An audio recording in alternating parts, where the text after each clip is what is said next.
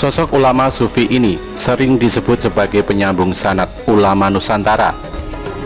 Ya, beliau Syekh Nawawi Al-Bantani merupakan ulama produktif yang menulis kitab-kitab penting sebagai referensi pembelajaran pesantren. Syekh Nawawi lahir di Tanara, Banten pada 1813 Masehi atau 1230 Hijriah. Ia lahir di lingkungan pesantren yang menjadi keseharian keluarganya. Ayahandanya bernama Kiai Umar bin Arabi dan ibunya bernama Zubaidah. Syekh Nawawi merupakan keturunan ke-12 dari Maulana Syarif Hidayatullah atau Sunan Gunung Jati, tepatnya dari jalur putra Maulana Hasanuddin atau Sunan Banten pertama. Sejak kecil Syekh Nawawi mendapat tempaan dari orang tuanya. Ia mengaji dengan ayahandanya kitab-kitab nahwu, saraf, fikih, dan tafsir. Pada usia 15 tahun, Syekh Nawawi mendapatkan kesempatan untuk mengaji ke Tanah Suci. Di Makkah ia menunaikan ibadah haji sekaligus belajar dengan beberapa ulama. Syekh Nawawi belajar ilmu kalam, bahasa dan sastra Arab, ilmu hadis, tafsir, dan fikih.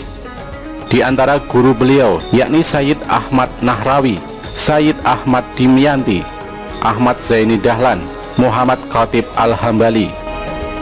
Setelah mengaji dengan beberapa guru di Mekah, Syekh Nawawi melanjutkan belajar ke Mesir dan Syam atau Syria. Syekh Nawawi pulang ke tanah air untuk sementara selama 3 tahun. Ketika itu pada masa penjajahan Belanda, kawasan Banten tidak dalam situasi yang kondusif. Ia memutuskan untuk kembali ke Tanah Suci. Selama di Mekah pada periode kedua, Syekh Nawawi mengabdikan diri mengajar dan menulis kitab. Santri-santri di penjuru Nusantara datang berguru kepada Syekh Nawawi. Di antaranya adalah Kiai Khalil Madura, Kiai Hasim Ansari, Kiai Asnawi, Kiai As'ari Bawean, Kiai Tubagus Muhammad Asnawi, Kiai Najihun, Kiai Ilyas, Kiai Abdul Ghafur, dan Kiai Tubagus Sukri dari Jawa Barat. Syekh Nawawi menikah dengan Nyai Nasimah, gadis asli Tanara. Pernikahan ini dikaruniai 3 orang putri, yakni Nafisah, Maryam, dan Rubiah. Syekh Nawawi juga menikah dengan putri Kiai Saleh Darat, Nyai Hamdana. Dari pernikahannya ini Syekh Nawawi dikaruniai seorang putri bernama Suhroh. Dalam catatan perjuangan kebangsaan, Syekh Nawawi termasuk bagian ulama pejuang yang berani melawan kuasa penjajah.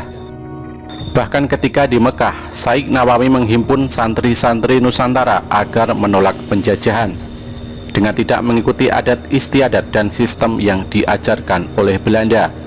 Secara ekstrim penolakan untuk mengikuti pakaian ala pejabat-pejabat kolonial. Rentang waktu kehidupan Syekh Nawawi terkait dengan perjuangan para santri dan kiai pada 1888 di Cilegon. Sarjana-sarjana yang dididik oleh sistem kolonial atau peneliti yang menggali dari arsip kolonial akan melihat bahwa peristiwa Cilegon tersebut merupakan pemberontakan. Namun dengan perspektif yang berbeda, peristiwa ini dapat dilihat sebagai perjuangan untuk melawan kuasa kolonial. Jaringan tarekat yang menjadi tulang punggung pergerakan juga terkait dengan jaringan santri kiai yang melibatkan Syekh Nawawi sebagai epicentrum pergerakan. Peristiwa ini terjadi pada 9 Juli 1888 di Cilegon, Banten. Gerakan ini dipimpin oleh Haji Abdul Karim, Haji Tubagus Ismail, Haji Marjuki, dan Haji Wasid.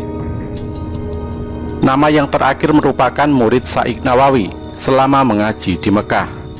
Haji Wasid pernah berguru kepada Syekh Nawawi hingga kemudian kembali ke tanah asal mengajar santri di kampung Beji, Cilegon.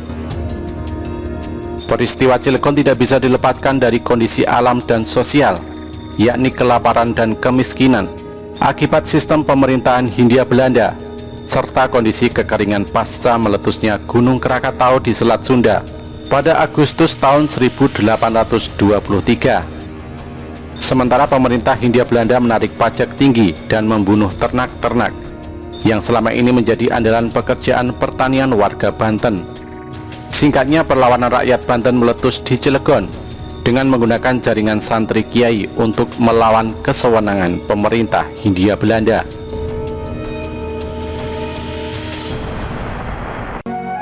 Sebagai ulama yang mengajar di Mekah, Syekh Nawawi menjadi jembatan mata rantai jaringan ulama Nusantara dan Hijaz.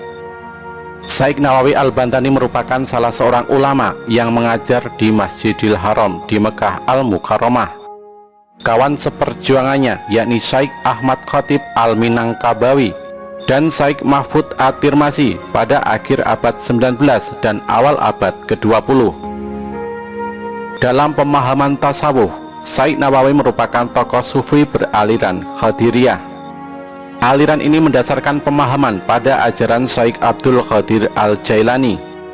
Pada ranah tasawuf, Syekh Nawawi menulis kitab Salalim Al-Fudala yang didasarkan pada teks pelajaran tasawuf Hidayah Al-Adzikiyah atau Ila Tariq Al-Auliya karya Zain ad-Din Al-Malibari yang ditulis pada 914 Hijriah atau pada tahun 508 Masehi.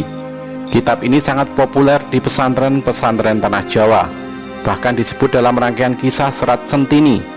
Kitab lain dalam bidang tasawuf yakni Misbah Adulin ala Manhaj Al-Atan fi Tabwibil Hukum pada tahun 1314 Hijriah. Syekh Nawawi merupakan penulis produktif dengan karya yang populer di komunitas pesantren Nusantara. Karya Syekh Nawawi tersebar dalam rumpun ilmu kalam, ilmu fikih, akhlak dan tasawuf hingga tafsir.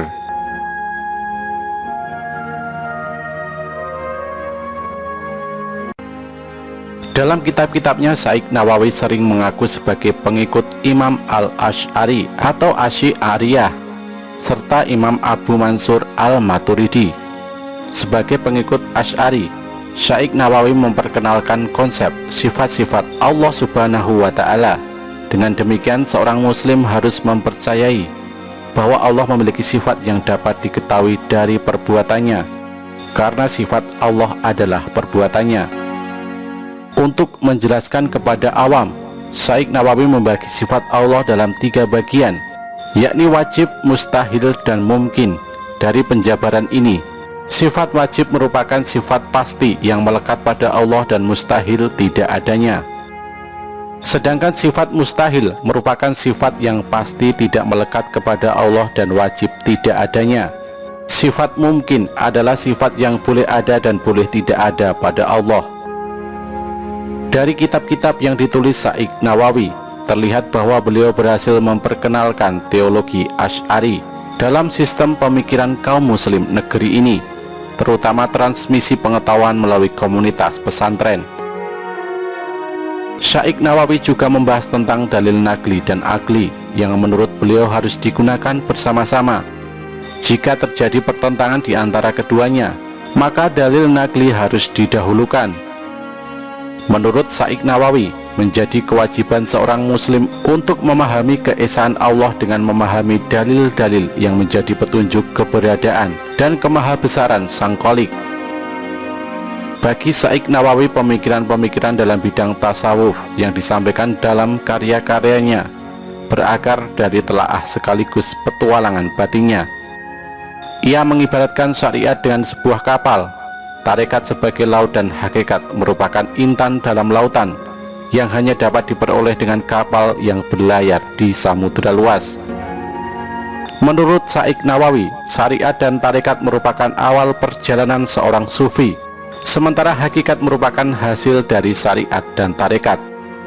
Dengan demikian, Syekh Nawawi menilai bahwa laku tarekat menjadi jembatan menuju hakikat, asalkan tidak bertentangan dengan syariat. Pemikiran Syekh Nawawi agak berbeda dengan beberapa sufi Nusantara, semisal Hamzah Fansuri, Nuruddin Araniri, dan Abdur Rauf Asingkili. Syekh Nawawi lebih dekat pada pemahaman tasawuf Imam Al-Ghazali dalam memandang sinergi tarekat, syariat, dan hakikat. Dalam catatannya tentang fikih dan tasawuf, terutama dalam kitab Salalim Al-Fudala, Syekh Nawawi terlihat sebagai Imam Al-Ghazali di era abad ke-20. Menurut Syaikh Nawawi, ilmu lahiriah dapat diperoleh langsung dengan proses ta'alum atau berguru dan tadarus atau belajar sehingga mencapai derajat alim. Sedangkan ilmu batin diperoleh melalui proses dzikir, muragabah dan musyahadah sehingga mendapatkan derajat arif. Dalam pandangan Syaikh Nawawi, seorang muslim yang abid tidak hanya menjadi alim dengan menguasai ilmu-ilmu lahiriah, namun juga mengasah kepekaan batin dengan menyingkap rahasia spiritual. Keseimbangan ilmu lahir dan ilmu batin, kemampuan analisa dan kepekaan rasa menjadikan seorang muslim mendapatkan cahaya yang lebih terang untuk memahami kekuasaan dan ilmu pengetahuan Allah. Dengan demikian, tasawuf bagi Syaikh Nawawi sebagai jembatan untuk memperbaiki adab etika manusia. Dari perspektif ini dapat dipahami bahwa penguasaan ilmu lahiriah semata tanpa penguasaan ilmu batiniah akan berakibat pada terjerumusnya manusia dalam kefasikan. Sedangkan penguasaan ilmu batin semata tanpa ada perimbangan ilmu lahiriah hanya akan menjadikan manusia terjebak pada perilaku shindik. Ada sebuah kisah yang disarikan dari cerita lisan yang berkembang di komunitas pesantren. Suatu ketika Syaikh Nawawi Al-Bantani sedang menulis syarah kitab Hidayat Al-Bidayah karya Imam Al-Ghazali. Saat itu lampu minyak yang digunakan untuk menerangi padam. Padahal ketika itu beliau sedang menaiki unta. Sungguh ketekunan dan kesungguhan tiada tara menggambarkan betapa Syaikh Nawawi tidak menyiakan waktu dalam menulis. Ia berdoa memohon kepada Allah bila kitab ini dianggap penting dan bermanfaat untuk kaum muslim. Semoga Allah memberikan sinar agar bisa melanjutkan menulis. Kemudian tidak disangka, jempol kaki beliau mengeluarkan api hingga bersinar terang. Syaikh Nawawi dapat dengan tenang melanjutkan menulis. Bekas api di jempol kaki kemudian hari menyelamatkan Syaikh Nawawi ketika pemerintah Hijaz memanggil pemuda untuk dijadikan sebagai tentara. Dari Syaikh Nawawi, kaum muslim Nusantara mendapatkan pengetahuan yang tanpa tepi dengan kitab-kitab beliau yang melengkapi khasanah Islam di bumi Nusantara ini.